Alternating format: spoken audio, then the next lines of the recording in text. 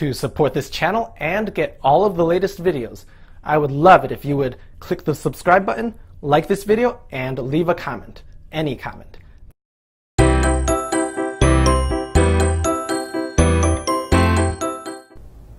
In this lesson, we will be learning about subjects, direct objects, and indirect objects.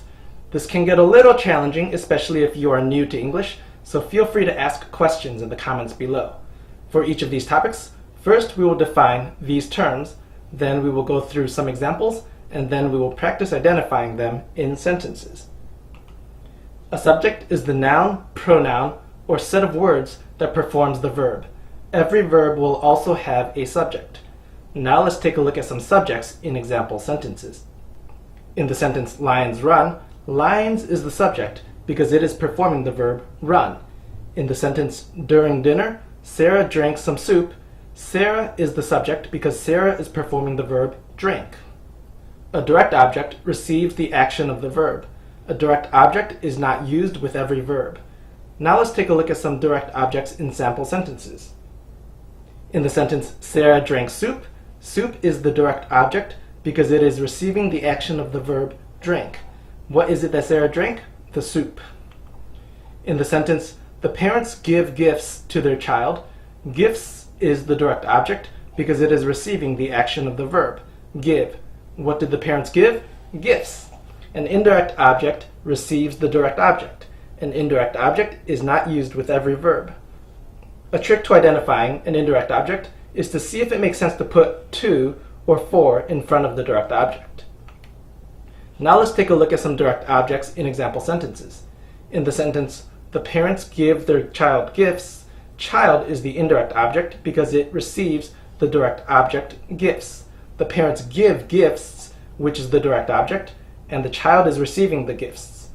Also, we could say the parents give gifts to their child, and the to in front of the child is a strong hint that the child is the indirect object. In the sentence, Jim built his client a house, client is the indirect object because it receives the direct object house. Jim built a house, which is the direct object, and the client is receiving the house. Also, we could say, Jim built a house for his client, and the for tells us that the client is the indirect object. Now let's practice identifying subjects, direct objects, and indirect objects in sentences. Let's start with subjects. The teacher graded papers today. What is the subject in this sentence? The answer is teacher, since the teacher is the one who is performing the verb graded. During the show, grandmother fell asleep. What is the subject in this sentence? The answer is grandmother, since grandmother is the one who is performing the verb fell. While driving into town, the woman heard the breaking news on the radio. What is the subject in this sentence? The answer is the woman, since the woman is the one who is performing the verb heard. Now let's practice identifying direct objects in sentences. The artist paints beautiful pictures. What is the direct object in this sentence? The answer is pictures, since pictures is receiving the action of the verb paints. In the store, the baby grabs the toy. What is the direct object in this sentence?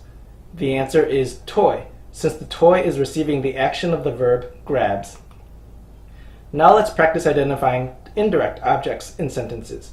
The artist painted Jennifer an incredible portrait. What is the indirect object in this sentence? The answer is Jennifer, since Jennifer is receiving the direct object portrait. The artist painted a portrait, which is the direct object, and Jennifer is receiving the portrait. Also, we could say, the artist painted an incredible portrait for Jennifer. The for tells us that Jennifer is the indirect object. A long time ago, my grandparents gave me the family heirloom. What is the indirect object in this sentence? The answer is me, since me is receiving the direct object family heirloom. The grandparents gave the family heirloom, which is the direct object, and me is receiving the family heirloom. Also, we could say, a long time ago, my grandparents gave the family heirloom to me. The to tells us that the me is the indirect object.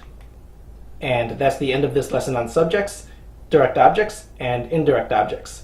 As always, if you have any questions or requests for future videos, just leave a comment below.